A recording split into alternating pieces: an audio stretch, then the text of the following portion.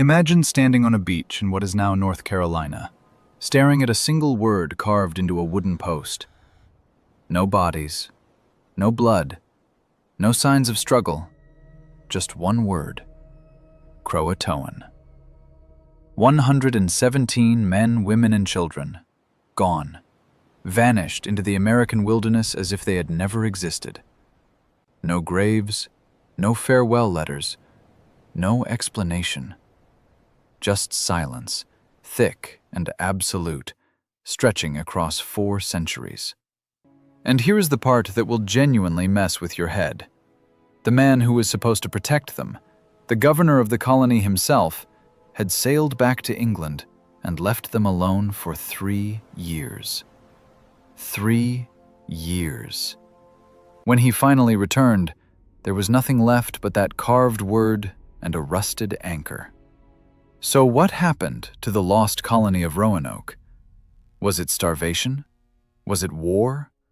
Was it something the history books have been too cautious to say out loud? Buckle up, because the answer is far stranger and far more human than anything you have been taught. Most people think they know this story. A colony disappears. Mystery. End of story. But that version leaves out almost everything that actually matters. It leaves out the political backstabbing in London that doomed the settlers before they even set sail. It leaves out the Native American alliances that were already fracturing under the weight of English arrogance. It leaves out the fact that this was not the first attempt, and the first attempt ended in something close to a massacre. It leaves out the archaeology that has been quietly rewriting the entire narrative over the last 2 decades. By the time we are done today, you will not just know what happened to those 117 people. You will understand why it happened, who was responsible, and why the truth is both more tragic and more fascinating than the legend. This is not a ghost story. This is a story about power, survival, desperation, and what happens when human beings are abandoned by the very people who were supposed to save them. Let us go back to the beginning. Not 1787. Further. Go back to 1584, when a man named Walter Raleigh received a royal patent from Queen Elizabeth I to explore and colonize the lands of North America. Now, Raleigh was not your typical explorer. He was tall, charismatic, brilliantly ambitious, and absolutely obsessed with the idea of building an English empire in the New World. He had dark hair, sharp eyes, and the kind of confidence that made rooms go quiet when he walked in. He was also, crucially, a favorite of the Queen, which meant he had access to money, ships, and political protection that most men could only dream of. But Raleigh himself never actually went to Roanoke. Not once. He sent other people. He funded the expeditions. He named the territory Virginia in honor of the Virgin Queen, and he collected the glory. The people who actually went were the ones who paid the price. The first expedition in 1584 was a reconnaissance mission. 2 captains, Philip Amadas and Arthur Barlow, sailed to the outer banks of what is now North Carolina and came back with glowing reports. The land was fertile. The people were friendly. The rivers were full of fish. They brought back 2 Native Americans, Manteo and Wanchese, who were paraded around London like living proof of England's imperial destiny. Raleigh was thrilled. The Queen was impressed. Everyone agreed that a permanent colony should be established as soon as possible. What nobody talked about, at least not publicly, was that Amadas and Barlow had seen only a tiny sliver of the coastline during a brief summer visit. They had no idea what the winters were like. They had no idea how complex and politically sophisticated the Native American nations of the region actually were. They saw what they wanted to see, and they told London what London wanted to hear. The second expedition in 1585 was a military operation. Sir Richard Grenville led a fleet of 7 ships, carrying over 500 men, including soldiers, scientists, and a man named Ralph Lane, who would serve as the colony's governor. They established a fort on Roanoke Island, which sits in a shallow sound between the Outer Banks and the mainland. And almost immediately, things started going wrong. The relationship with the local Algonquian peoples, particularly the Secotan and Roanoke tribes, began to deteriorate. There was a theft, or at least the English believed there was a theft, of a silver cup. Grenville's response was to burn an entire Native American village to the ground. An entire village. Over a cup. This was not a minor diplomatic incident. This was a declaration of war, even if the English did not frame it that way. The seeds of catastrophe were planted in that fire, and they would grow for years. Ralph Lane was a soldier, not a diplomat. He was competent, organized, and completely unsuited for the delicate work of building relationships with people whose land he was occupying.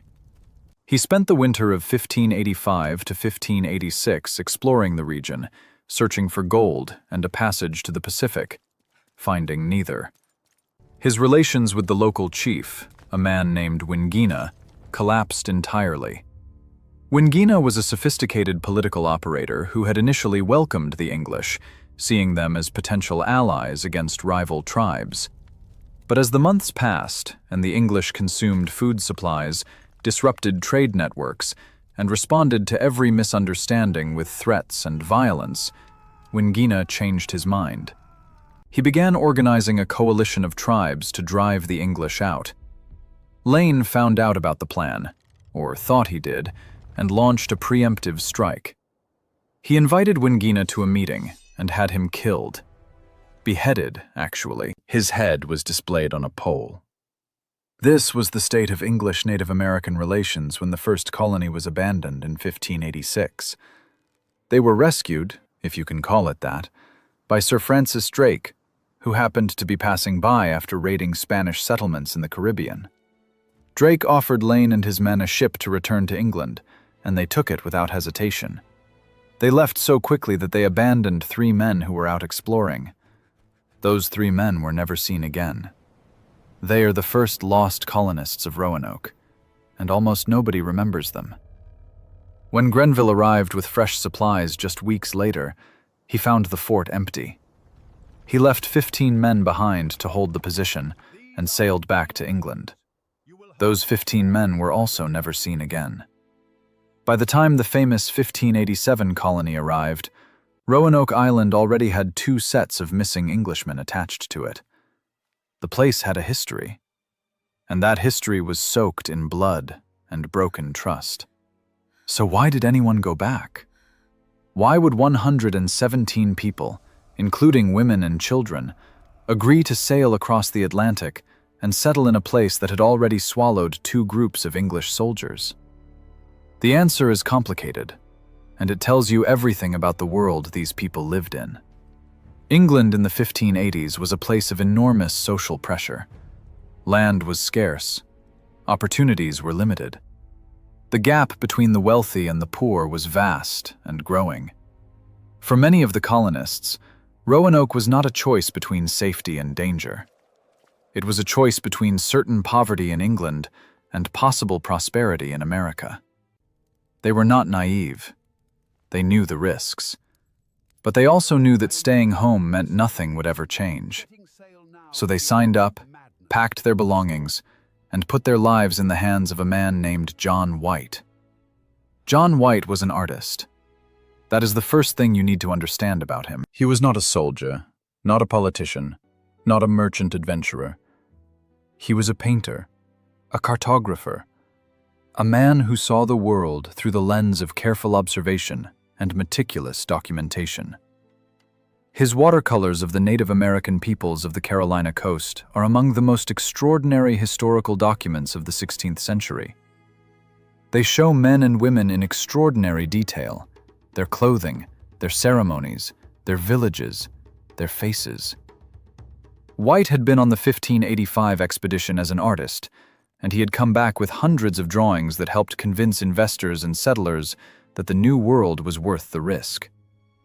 Now Raleigh was sending him back as governor. It was a strange choice.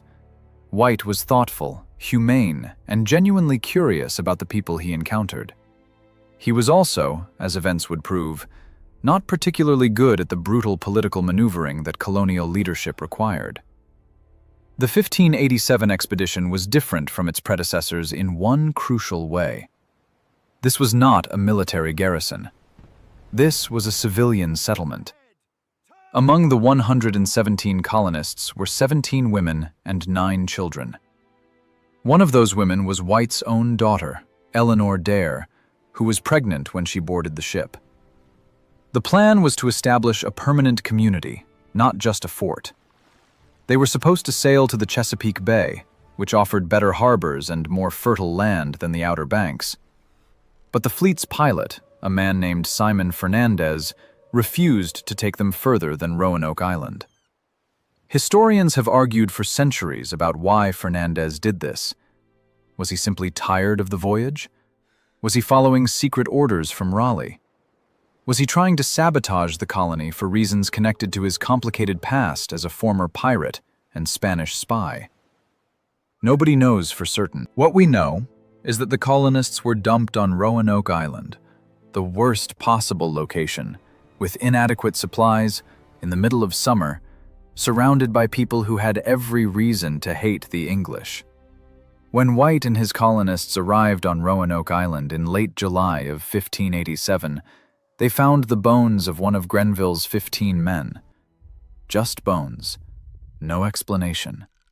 The fort was overgrown, the houses were damaged, and the local Croatoan people, who lived on a nearby island and had maintained relatively friendly relations with the English, told them that the other 14 men had been attacked and killed by a coalition of mainland tribes.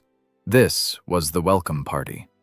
This was the situation White was supposed to manage, with no military force, dwindling supplies, and a group of civilians who had signed up for a new life, not a war. He did what he could. He repaired the houses. He tried to open diplomatic channels with the mainland tribes. He sent messengers to the Croatoan, who were led by a man named Manteo, the same Manteo who had been taken to London 3 years earlier and had returned as a genuine cultural bridge between the two worlds. Manteo is one of the most fascinating and underappreciated figures in this entire story. Think about what his life had been. He was born into the Croatoan people, grew up on the Carolina coast, was taken to England as a young man, learned English, navigated the bewildering complexity of Elizabethan London, and then came back to his homeland as an interpreter and intermediary. He was baptized as a Christian and given the title Lord of Roanoke by the English, which was both an honor and a political maneuver designed to legitimize English claims to the territory. Manteo walked between two worlds, and he did it with remarkable grace. He was the colony's most valuable asset, and White knew it. Without Manteo, there was no communication with the local peoples. Without communication, there was no survival. But even Manteo could not fix what had already been broken. The mainland tribes were not interested in reconciliation. They had watched the English burn villages, kill chiefs, and consume resources without giving anything meaningful in return. When a group of colonists went to investigate the ruins of the old fort, they were ambushed. One man, George Howe, was killed while crabbing alone in a shallow creek. He was shot with 16 arrows and beaten with wooden clubs. His death sent a wave of terror through the colony. These were not soldiers. These were farmers, craftsmen, merchants, and their families. They had not signed up for guerrilla warfare in an unfamiliar wilderness. They were frightened, and they had every right to be. The crisis came to a head in August of 1587, just weeks after the colony's arrival. The colonists held a meeting and made a decision that would echo through history. They asked John White to go back to England. They needed him to personally appeal to Raleigh and the Queen for more supplies, more soldiers, and more ships. White was deeply reluctant. He did not want to leave. He knew how it would look, a governor abandoning his colony. He also knew that his daughter Eleanor had just given birth to a baby girl, the first English child born in the Americas, named Virginia Dare. He did not want to leave his daughter, his granddaughter, and the people who depended on him. But the colonists insisted. They signed a document, a formal petition, asking him to go. They promised to leave a message carved into a tree or post if they had to move, and to add a Maltese cross if they were in distress. White agreed. He sailed for England on August 27, 1587. He never saw any of them again.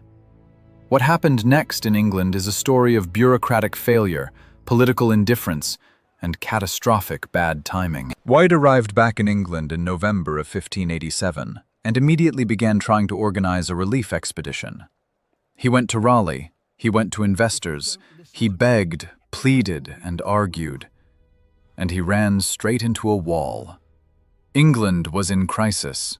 The Spanish Armada was coming. Every available ship was being commandeered by the Crown for national defense. Queen Elizabeth issued an order forbidding any vessel from leaving English ports. White managed to get 2 small pinnaces released for the voyage, but they were so small and so poorly equipped that the voyage was essentially suicidal. The ships were attacked by French pirates before they even reached the open Atlantic. White was wounded. The expedition turned back. He had failed. The Armada came in 1588. England defeated it, famously, and the victory was celebrated across the country. But for White, sitting in England while his family waited on the other side of the ocean, the victory meant nothing. He spent 1588 and 1589 trying to get back to Roanoke. He wrote letters. He made appeals. He watched as Raleigh's attention shifted to other projects, other investments, other dreams of empire. The colony at Roanoke was becoming an embarrassment, a failed venture that nobody wanted to talk about. White was a man of extraordinary patience and extraordinary grief, and he channeled both into the single-minded pursuit of a return voyage. He finally got his chance in 1590. A merchant named John Watts agreed to take White along on a privateering expedition to the Caribbean, with a stop at Roanoke on the way back. It was not ideal. The ships were primarily interested in capturing Spanish vessels and their cargo. Roanoke was an afterthought, but White had no other options. He took what he could get. The fleet left England in March of 1590 and spent months raiding in the Caribbean before finally turning north toward the Carolina coast. By the time they reached Roanoke Island, it was August 18th, 1590. 3 years had passed since White had left. 3 years of silence. The approach to Roanoke Island was tense and strange. The sailors could see smoke rising from the island, which they took as a hopeful sign. They tried to land, but were driven back by rough seas. One of the small boats capsized in the surf, and 7 men drowned. The next day they tried again. As they approached the shore in the fading light of evening, they heard someone playing an English tune on a trumpet. They called out. They sang familiar English songs. Nobody answered. When they finally landed and made their way through the darkness to the site of the settlement, they found it abandoned. The houses were gone. The palisade, a defensive fence of wooden stakes, was still standing, but everything inside had been removed. And there, carved into one of the posts of the palisade, was the word Croatoan. On a nearby tree, the letters C-R-O had been carved, apparently begun and then abandoned, perhaps interrupted. White was not immediately alarmed. He remembered the agreement. The colonists had promised to carve a message if they moved. Croatoan was the name of the island where Manteo's people lived, about 50 miles to the south. There was no Maltese cross, no sign of distress.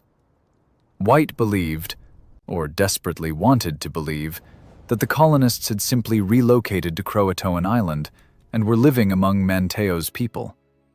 He wanted to sail south immediately. But the weather had other ideas. A storm was building. The ship's anchors were dragging. The captains were nervous. They agreed to sail to Croatoan the next morning. That night, the storm intensified. By morning, The decision had been made to sail for the Caribbean to resupply and then return in the spring. White protested. He argued. He begged.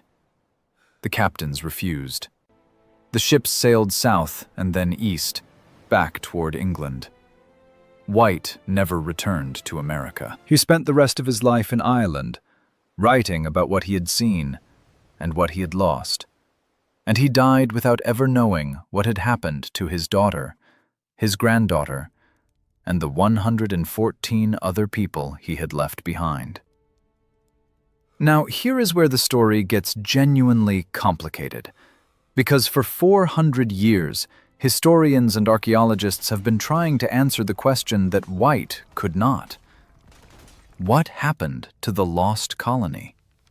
And the answers that have emerged are not simple. They are not clean.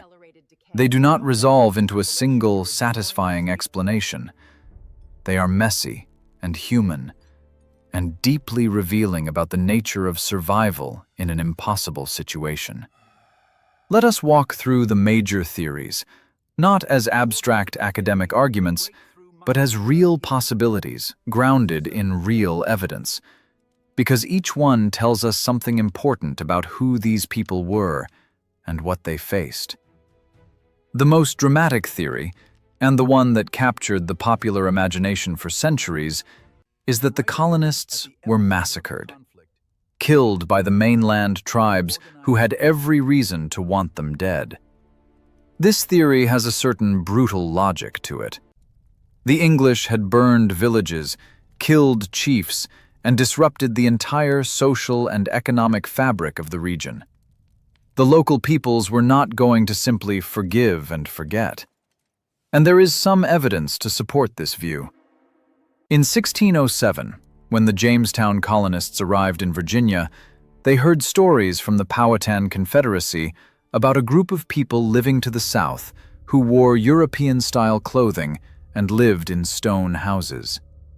The Powhatan chief, a man named Wahunsenaka, whom the English called Powhatan, reportedly told the Jamestown settlers that he had ordered the destruction of these people shortly before the English arrived, because a prophecy had warned him that a nation rising from the Chesapeake Bay would overthrow his empire.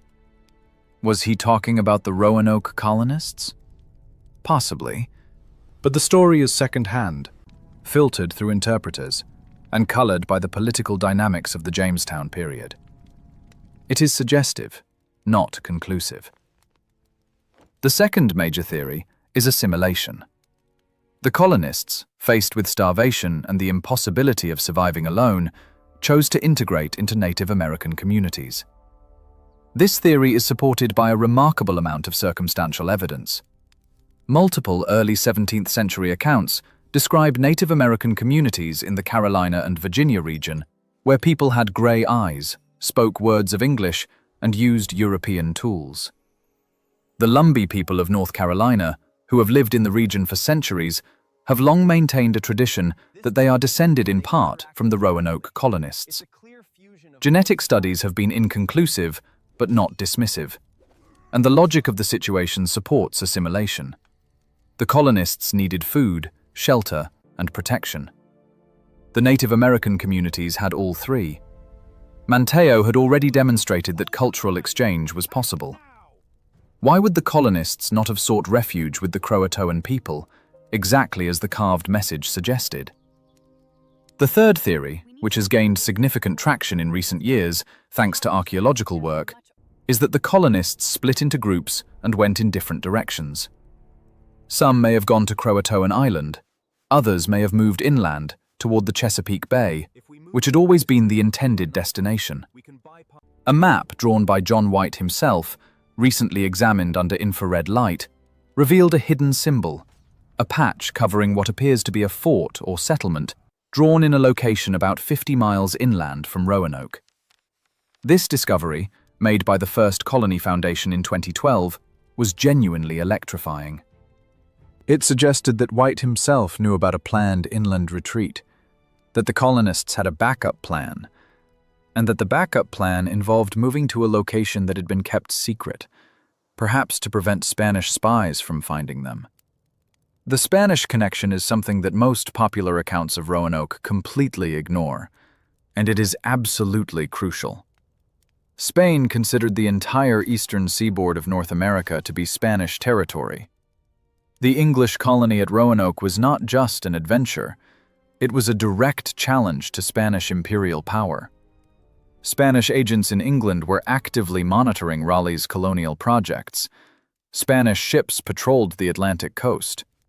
There is documentary evidence in Spanish archives that Spanish expeditions were sent to find and destroy the Roanoke colony. One expedition in 1588, the same year as the Armada, actually reached the Carolina coast and searched for the English settlement. They did not find it, but the fact that they were looking tells you everything about the geopolitical stakes involved. The colonists were not just fighting nature and hostile tribes. They were caught between two empires, and they had no army, no navy, and no way to call for help. The archaeological evidence that has accumulated over the past 2 decades paints a picture that is both more hopeful and more heartbreaking than the massacre theory. Excavations on Hatteras Island, which is the modern name for what was once Croatoan Island, have uncovered European artifacts dating to the late 16th century. A signet ring, a sword hilt, copper farthings, a slipware bowl. These are not the kinds of objects that would have arrived through casual trade. These are personal possessions, the kind of things people carry with them when they move. The evidence strongly suggests that at least some of the Roanoke colonists did go to Croatoan Island and lived there among Manteo's people. They did not disappear. They adapted. They survived, at least for a while, by becoming something new, neither fully English nor fully Croatoan, but something in between. Think about what that means for a moment. Think about Eleanor Dare, White's daughter, nursing her infant daughter Virginia in a Native American village on a barrier island off the Carolina coast. Think about what she must have felt, watching the seasons change, waiting for ships that never came, slowly learning the language of the people around her, slowly teaching her daughter a world that was neither the England she had left, nor the Virginia she had been promised. Think about the other women, the other children, the craftsmen and farmers who had crossed an ocean looking for a new life and found something they had never imagined. They did not vanish. They transformed. And that transformation, that act of radical adaptation, is perhaps the most extraordinary thing about the entire story. But let us not romanticize it too much, because the reality was brutal. The Outer Banks in the late 16th century were not a paradise. They were a narrow strip of sand and scrub, battered by Atlantic storms, prone to flooding, with limited fresh water and limited agricultural potential. The Croatoan people were generous, but they had their own food pressures, their own political dynamics, their own survival challenges.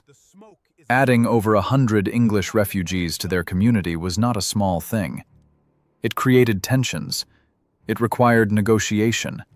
It demanded compromise from everyone involved. And the English colonists, many of whom had grown up in a society that considered Native Americans to be savages, had to fundamentally revise everything they thought they knew about civilization, about survival, about what it meant to be human. There is a detail in the historical record that almost nobody talks about, and it is one of the most poignant things in this entire story. When John White left Roanoke in August of 1587, he left behind not just the colonists, but also his personal belongings. He had stored chests of his drawings, his maps, his books, and his armor in the settlement before sailing. When he returned in 1590 and found the settlement abandoned, he searched for his chests. He found them, buried in the sand, broken open. His armor was rusted, his books were torn and scattered, his maps were damaged. But his drawings, those extraordinary watercolors of the Native American peoples of the Carolina coast, survived. White gathered what he could and took them back to England. Those drawings are now in the British Museum, and they are among the most important visual documents of the 16th century. They survived. The people they depicted, and the people White left behind, did not leave such clear traces. The question of Virginia Dare deserves its own moment, because she became something extraordinary in American mythology. The first English child born in the Americas, baptized on August 18, 1587, just days before her grandfather sailed away. Virginia Dare became a symbol, a blank canvas onto which generations of Americans projected their hopes and anxieties about identity, race, and the meaning of the New World. In the 19th century, she was reimagined as a white goddess figure, a symbol of Anglo-Saxon purity. In the 20th century, she was reclaimed as a symbol of cultural mixing, of the blending of English and Native American worlds. In reality, she was a baby, a real baby, born to a real woman, in a real place, under circumstances of extraordinary difficulty. What happened to her? Nobody knows. She may have grown up among the Croatoan people. She may have died in infancy.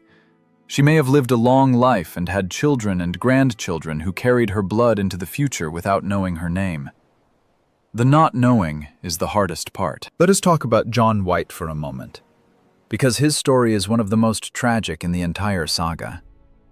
He was a man who loved the world he observed, who documented it with extraordinary care and sensitivity, and who was ultimately powerless to protect the people he loved most. After his failed return in 1590, he wrote a detailed account of the voyage and sent it to Richard Hakluyt, the great chronicler of English exploration. In that account, you can feel the weight of his grief. He writes about the carved word Croatoan with a kind of desperate hope, insisting that the colonists must have gone there, that they must be alive, that he will return and find them. But he never did return. He retired to an estate in Ireland, and the last record of him is a letter written in 1693, in which he expresses his trust in God's providence and his acceptance that he will never know what happened. He was a man who had to make peace with permanent uncertainty, and that is a kind of suffering that does not have a name. Raleigh, meanwhile, was having his own catastrophic fall from grace. His secret marriage to one of the Queen's ladies-in-waiting, Bess Throckmorton, was discovered in 1592, and Elizabeth was furious. Raleigh was imprisoned in the Tower of London. His influence at court evaporated. His colonial projects were effectively abandoned.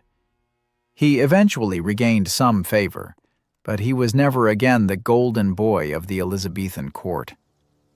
He was executed in 1618, not for anything connected to Roanoke, but for treason against King James I.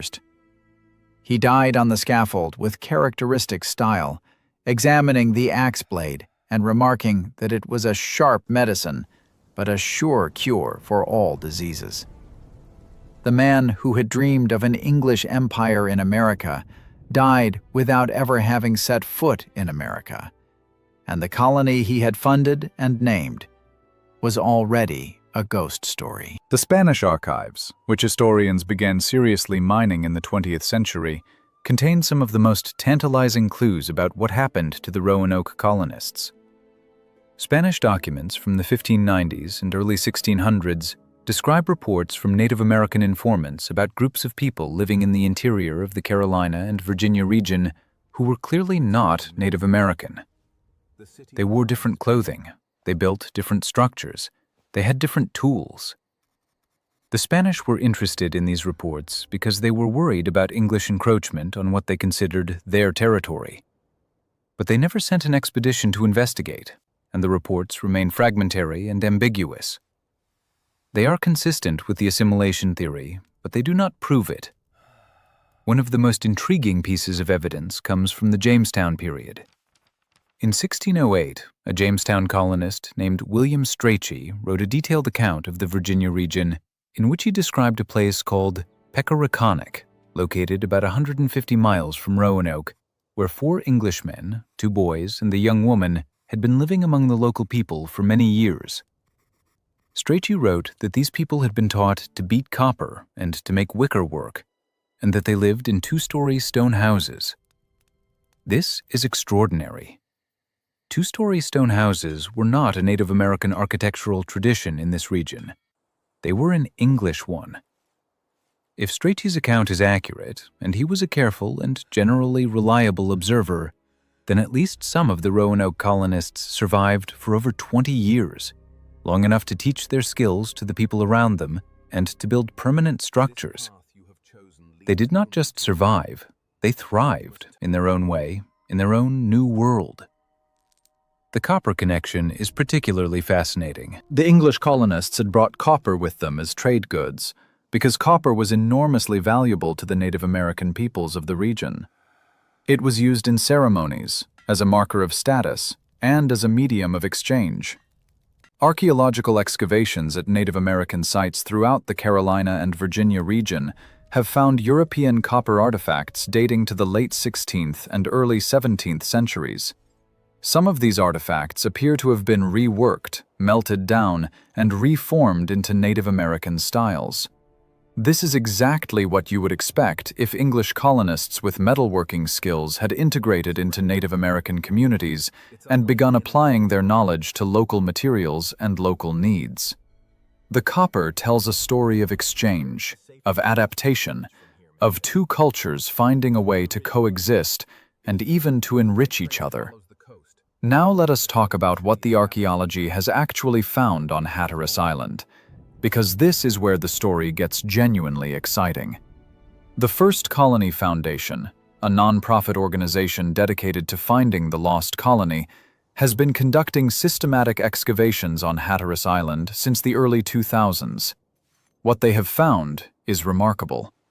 In addition to the European artifacts already mentioned, they have uncovered evidence of a mixed cultural site, a place where European and Native American material culture overlapped and intermingled in ways that suggest sustained contact over a period of years, not just brief trade encounters. They have found European-style pottery alongside Native American pottery. They have found iron tools alongside stone tools. They have found evidence of European construction techniques alongside traditional Croatoan building methods. This is not the archaeology of a massacre. This is the archaeology of coexistence. The signet ring found on Hatteras Island deserves special attention. It is a gold ring, bearing the image of a prancing lion, a common heraldic symbol in Elizabethan England. It was found in a context that dates it to the late 16th or early 17th century.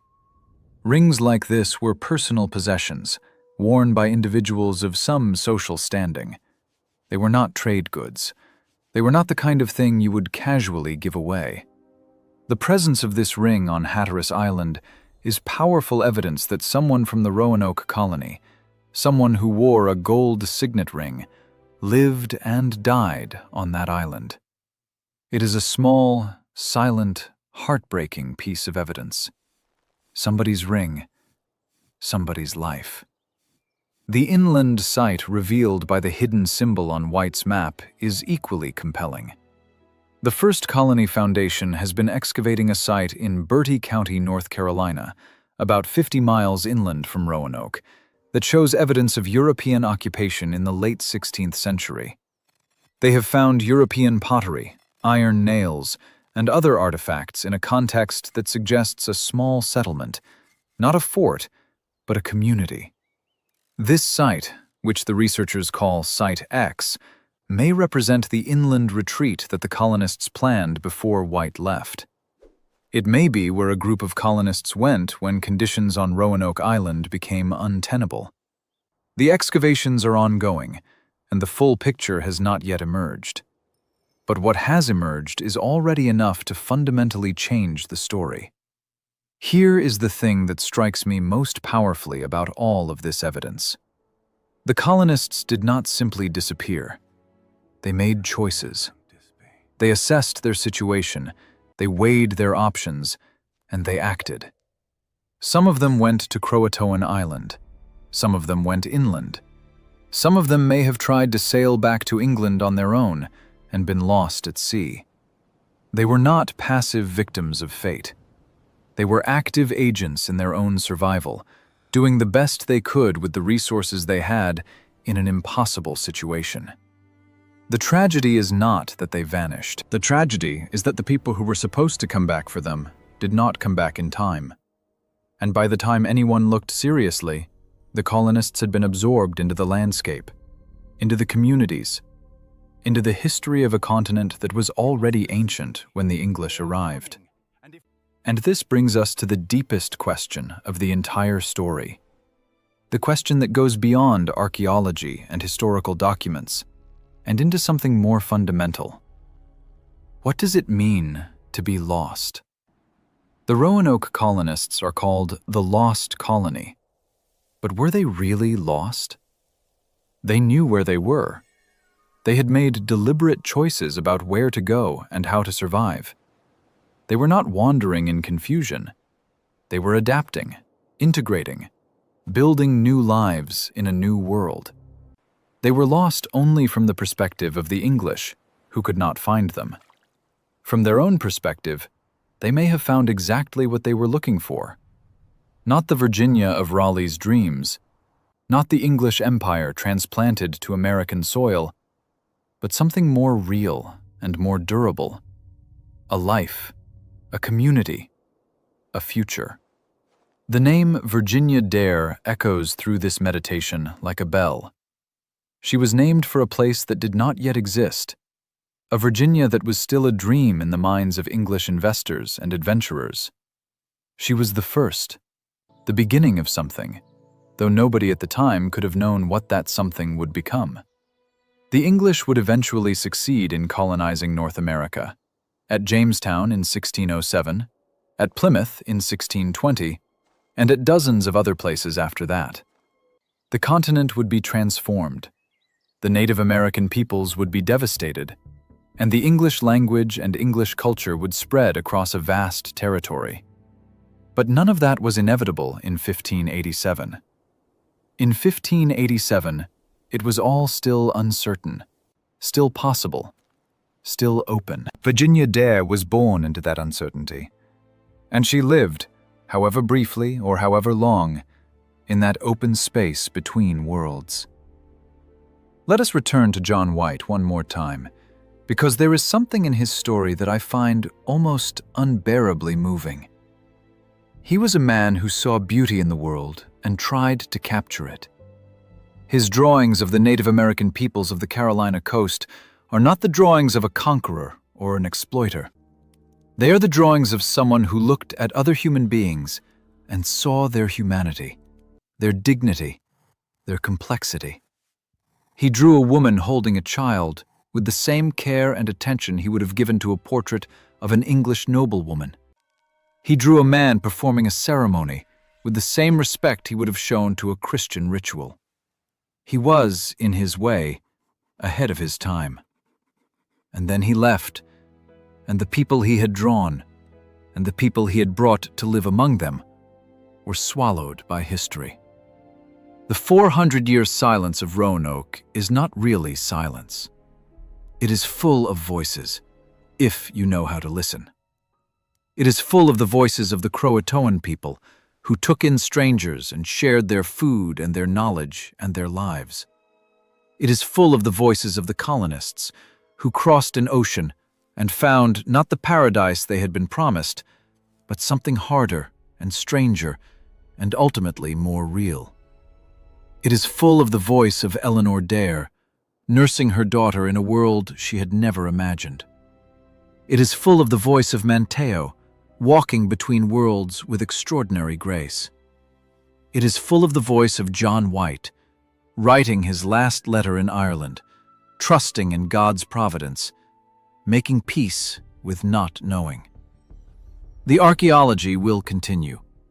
The First Colony Foundation and other researchers will keep digging, keep analyzing, keep piecing together the fragments of a story that has been buried for 4 centuries. New technologies, ground-penetrating radar, isotope analysis, ancient DNA, are opening up possibilities that were unimaginable even 20 years ago.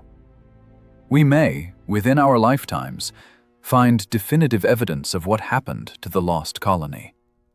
We may find graves, or structures, or genetic traces in living populations that connect directly to those 117 people. Or we may not. The mystery may persist, not because the evidence is not there, but because history is complicated, and human beings are complicated, and the past does not always yield its secrets cleanly. But here is what we already know, and it is enough to change the story completely. The lost colony was not simply lost. It was not massacred and erased. It was not a failure, at least not in the simple sense. It was a transformation. 117 people, faced with abandonment and impossible odds, made choices that allowed at least some of them to survive. They reached out to the people around them. They learned new languages, new skills, new ways of being in the world. They became something new. And in doing so, they became, in a very real sense, the first Americans. Not in the nationalist sense, not in the sense of claiming the land or building an empire, but in the deeper sense of being people who came from somewhere else and found a way to belong to a new place. Virginia Dare, if she survived infancy, grew up speaking Croatoan. She grew up eating the food of the Outer Banks, learning the rhythms of the tides and the seasons, knowing the names of the birds and the fish and the plants in a language her grandfather had never spoken. She grew up as something her grandfather could not have imagined. Not English, not Croatoan, but something in between, something new. And that something new, that blending and transformation, is not a tragedy. It is the beginning of a story that is still being told. The Lost Colony of Roanoke is not a mystery about disappearance. It is a mystery about transformation. It is a story about what happens when human beings are pushed to the absolute edge of survival and find, in that extremity, a capacity for adaptation and connection that their comfortable lives had never required. It is a story about the failure of empire and the resilience of individuals. It is a story about a grandfather who loved his daughter and his granddaughter and could not get back to them in time. It is a story about a woman named Eleanor who gave birth in a wilderness and raised her child in a world she had never imagined. It is a story about Manteo, who walked between worlds and made both of them a little more human.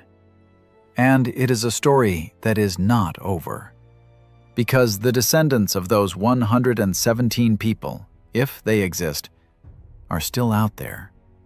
They are living in North Carolina or Virginia or somewhere along the Atlantic coast, carrying in their blood and their bones the memory of a crossing, a landing, a transformation.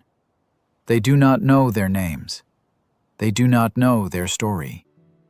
But the story is there, written in the archaeology of Hatteras Island, in the hidden symbols on John White's map, in the gold signet ring with the prancing lion, in the copper artifacts reworked into new forms, in the oral traditions of the Lumbee people, in the watercolors in the British Museum. The word Croatoan was not a cry of despair. It was a message. It was the colonists saying, "We are here. We are alive. We have found a way." They were not lost. They were found by the people who were already there, by the land itself, by the extraordinary human capacity to adapt and survive and connect. John White read that word and felt hope. He was right to feel it. The hope was justified. The people he loved had found a way. So what do you think? After everything we have explored today, after the archaeology and the archives and the hidden maps and the gold rings and the copper artifacts and the oral traditions, what do you believe happened to the lost colony of Roanoke? Were they massacred, as the Powhatan stories suggest? Did they assimilate into the Croatoan community, as the Hatteras Island evidence implies? Did they split into groups, some going to the coast and some going inland, each finding their own way to survive? Or is the truth something even more complicated? A combination of all these things? A story that cannot be reduced to a single explanation because human beings are too complex and history is too messy for simple answers.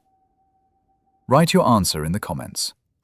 Tell me what you think happened to Virginia Dare. Tell me what you think happened to Eleanor. Tell me what you think John White felt when he read that carved word in the fading light of an August evening in 1590. Because history is not just about the past. It is about us, about what we believe, about what we value, about what we think human beings are capable of when everything is stripped away and only survival remains. The lost colony of Roanoke is not a footnote. It is a mirror. And what you see in it says as much about you as it does about them. If this story moved you, if it made you think, if it made you see the past differently, then subscribe to Cradle of Democracy and watch our next video, where we dive into another story that history forgot to tell properly. Because the past is full of mysteries, and we are just getting started.